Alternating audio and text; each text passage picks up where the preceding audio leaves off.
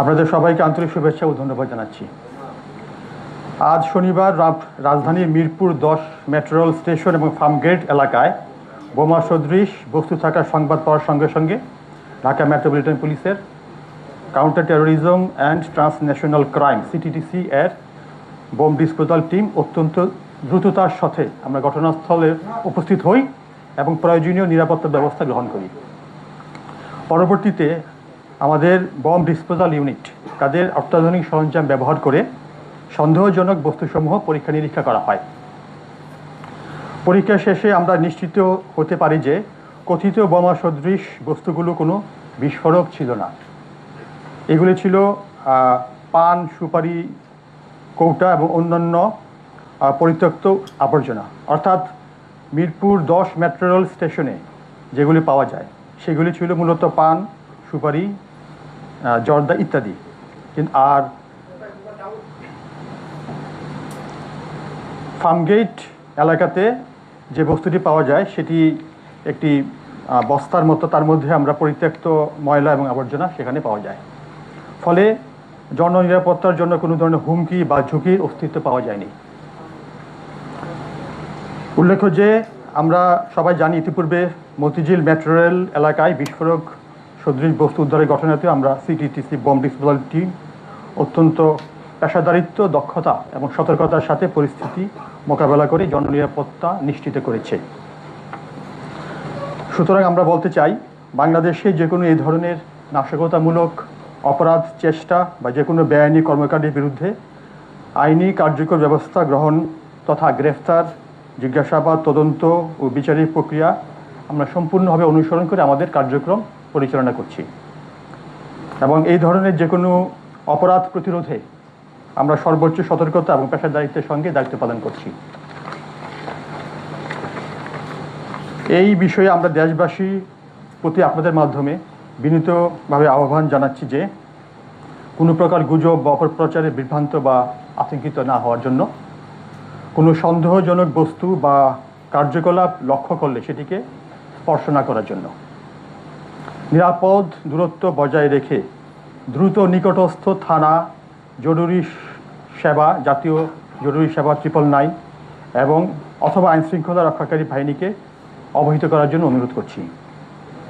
জননিরাপত্তা নিশ্চিতকরণে দায়িত্বশীল নাগরিক হিসাবে আইনশৃঙ্খলা রক্ষাকারী বাহিনীকে প্রয়োজনীয় তথ্য দিয়ে সহযোগিতা করার জন্য আমরা জনগণকে বিনীতভাবে অনুরোধ করছি।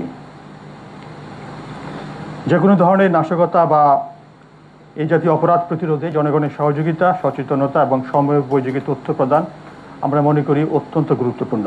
আইন শৃঙ্খলা রক্ষাকারী বাহিনী এবং জনগণের সমন্বিত প্রচেষ্টার মাধ্যমেই আমরা একটি নিরাপদ, শান্তিপূর্ণ এবং অপরাধমুক্ত বাংলাদেশ গড়ে তুলতে সক্ষম হব। আপনাদের সকলকে ধন্যবাদ। এখন আপনাদের কোনো প্রশ্ন থাকলে আমরা উত্তর দেব। এই যে মতিঝিল বলেন, আসলে একটা ঘটনা দেখলাম, এগুলো কি দুঃসূত্র একই সাথে পেয়েছে, ফার্মগেট, মতিঝিল, তারপরে মিরপুর, এগুলো কি একই সূত্রে কাছে? না, আমাদের ইনভেস্টিগেশন চলছে। আমরা আপনাদের বলেছি যে এইখানে যে দুটো বস্তু পাওয়া গেছে এর মধ্যে একটি হচ্ছে যেটা মতিঝিল মেট্রো রেল মিরপুর 10, সেটা হচ্ছে একটি পান, জর্দা ইত্যাদি বস্তু, সেখানে কোনো বিস্ফোরক পাওয়া যায়নি। পাশাপাশি ফার্মগেটে যেটা পাওয়া গেছে সেটি হচ্ছে একটা বস্তা যার মধ্যে আবর্জনা ছিল। সুতরাং এটি বিচ্ছিন্ন ঘটনা। এদের মধ্যে আমরা এখন পর্যন্ত একটু যোগসূত্র পাইনি, তবে আমরা আমাদের তদন্ত অব্যাহত রাখছি।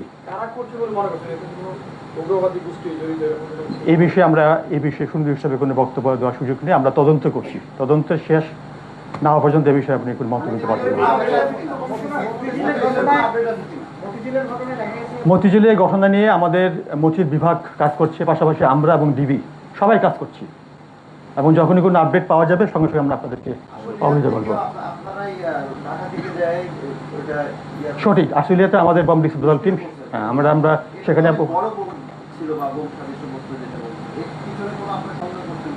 না, এটা একটা অবশ্যই বোমা ছিল, প্রেসার কুকারের মধ্যে সেটা ছিল, আপনারা সবাই সেটা জানেন। তো সেটা আমরা সেখানে উপস্থিত হয়ে সেটা আমাদেরকে ডিসপোজাল বা নিষ্ক্রিয় করার যে প্রক্রিয়া সেটা আমরা সম্পন্ন করেছি।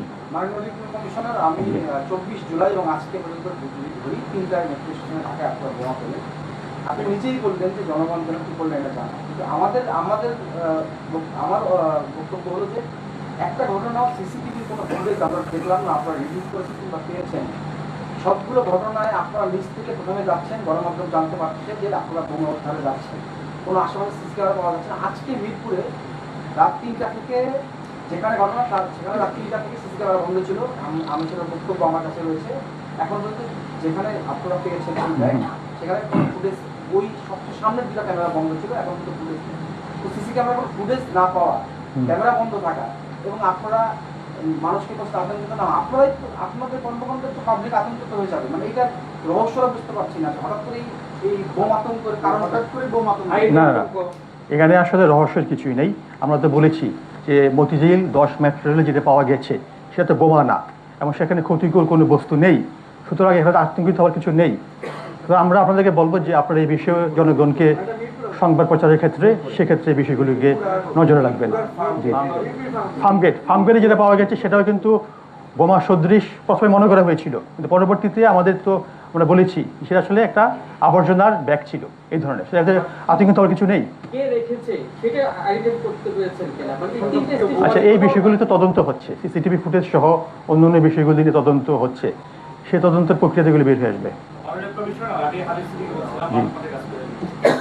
আমরা সাম্প্রতিককালে দেখেছি যে মাদারীপুরে একাধিক ঘটনা ঘটেছে, বোমা হামলা থেকে হাত হয়ে গেছে, কিংবা কেরানীগঞ্জে এই ধরনের ঘটনা ঘটেছে এবং একেবারে কয়েকদিনের ব্যবধানে মতিঝিল, মিরপুর, ফার্মগেট, এই যে ধারাবাহিক বিষয়গুলি, কোথাও বোমা সদস্য বস্তু, কোথাও বোমা, এগুলি আসলে কতটা মানে একটা সাথে একটা কি মনে হচ্ছে কানেক্টেড কোন একটা বিষয় বা কোন একটা এমন কোন বিষয় কি সামনে আসছে কিনা যে ভয়ঙ্কর হচ্ছে?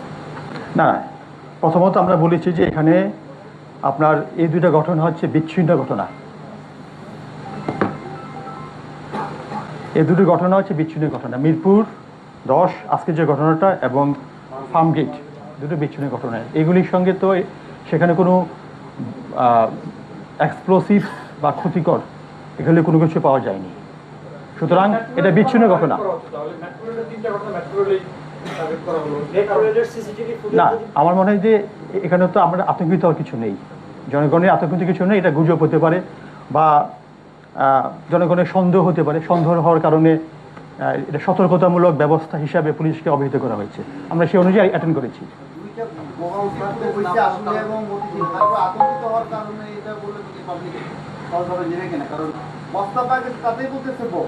বিষয়টা এতদিন তো বস্তা যেটাই করুক বোম আতঙ্কটা ছিল না, হঠাৎ করে ঢাকা জুড়ে যে বোম আতঙ্ক, কিছু হলে যে মানুষের ভিতরে একটা আতঙ্ক সৃষ্টি হয়েছে। আর যদি বোমা নাই হয় তাহলে এই যে সারাদিন ধরে মিডিয়ায় যে এই বিষয়টা গেল সেটা মানুষ আরো প্যানিক হচ্ছে না। এই ক্ষেত্রে আপনাদের মানে সিটিটিসি মাঝখানে আমরা দেখলাম অনেক দিন আপনারা ছিনতাইকারী ধরলেন, আমাদের প্রেস রিলিজ আসলো ছিনতাইকারী ধরছে, আজকে ইয়াবাদ হচ্ছে। সিটিটিসিটা নিজের জায়গায় কি সব শক্ত রয়েছে? আমরা সিটিটিসি যে গঠন দেখেছি আগে, সিটিটিসির যে নেটওয়ার্ক দেখেছি সেখানে আপনারা যে ছিনতাইকারী দিনের পর দিন ধরেন, মানে সেটাও কাজ, কিন্তু আপনাদের যে স্পেশালিস্ট কাজ সেখানে সিটিটিসি কতটুকু শক্তিশালী এই মুহূর্তে আপনার মনে হয়? না, আমরা তো আমাদের মূল কাজ হচ্ছে সিটিটিসি বা আমাদের যে কাজগুলি তার মধ্যে আমরা আপনার আগেও একটা কনফারেন্সে বলেছিলাম যে সিটি হচ্ছে আমাদের একটা পার্ট, তার পাশাপাশি কিন্তু আমাদের আরও বেশ কয়েকটি ডিভিশন রয়েছে, যেমন সাইবার, তারপরে কাউন্টার টেরোরিজম তো আছে, পাশাপাশি ট্রান্সন্যাশনাল ক্রাইম, এই সবগুলো বিষয় নিয়ে আমরা কাজ করছি। তো এখন তার কাজের অংশ হিসাবে এই যে আপনি বললেন যে আতঙ্ক, সেইটার যেন আমরা কেউ আতঙ্কিত না হই এবং যেন আমরা শান্ত থাকি, সেই জন্যই কিন্তু আজকের এই প্রেস ব্রিফিংয়ের উদ্দেশ্য, সেই জন্য কিন্তু আজকে আমরা প্রেস ব্রিফিংটা করছি। মাননীয় অতিরিক্ত কমিশনার, আমরা দেখলাম মতিঝিলে একটি বোমা পাওয়া গেল এবং সেই ঘটনাটায় একজন আনসার সদস্য তার দক্ষতা বা তার সৌভাগ্যক্রমে আমরা তার উসিলায় বিষয়টা জানতে পারলাম এবং আজকেও একইভাবে একই সময়ে দুটি স্টেশনে বোমা সদৃশ কিছু রাখা হলো, যেটি গুজব আমরা পরে জানতে পারলাম। এখানে আসলে আমাদের গোয়েন্দা তথ্যে ঘাটতি ঘটছে কিনা, কি মনে হয় আসলে এরকমটা কেন হচ্ছে? না, গোয়েন্দা তথ্যের ঘাটতি আছে বলে আমি সেভাবে মনে করছি না। আমরা কিন্তু এই আমাদের যে কোনো এই ধরনের আপনার যেটা বলছেন সেই বিষয়ে কিন্তু আমাদের যে সোশ্যাল মিডিয়া মনিটরিং বলেন অথবা আমাদের যে নিজস্ব গোয়েন্দা কার্যক্রম সেগুলি কিন্তু সম্পূর্ণভাবে অব্যাহত আছে এবং সেই অব্যাহত হওয়ার কারণে কিন্তু আমরা এই জাতীয় আমাদের কিছু মামলা আছে, সে মামলা আমরা আসামি গ্রেফতার করছি এবং আপনারা জানেন যে কিছুদিন আগে একটা মামলার আমরা আসামি গ্রেফতার করার পর তারা আদালতে কিন্তু 164 ধারা জবানবন্দি দিয়েছে। ফাদার কমবেট নামে একটা গ্রুপ। তো সেটি কিন্তু আমাদের একটা কাজ, এবং সেই কাজের ফলেই কিন্তু আমাদের এই একটা মানে আমাদের সব কিছু মনিটরিংয়ের মধ্যে আছে এবং আমরা সেই জন্য কাজ করছি। ওইটার কোনো ফলো আপ আছে? আর যে সাদা কম্পিউটার যেটা বলেন আপনি, যে জান্তাবাড়ির যে ঘটনাটা, ওইটি কি জমি পেছনে আসলে এটা তো আমাদের তদন্ত অব্যাহত আছে। তদন্তের পর্যায়ে আমরা এখন এই বিষয়ে আসলে কবে না করাটাই ভালো হবে, পরবর্তীতে বলবো। Thank you. না, আমরা এই বিষয়ে কোনো এই ধরনের উল্লেখযোগ্য কিছু আমরা লক্ষ্য করছি না।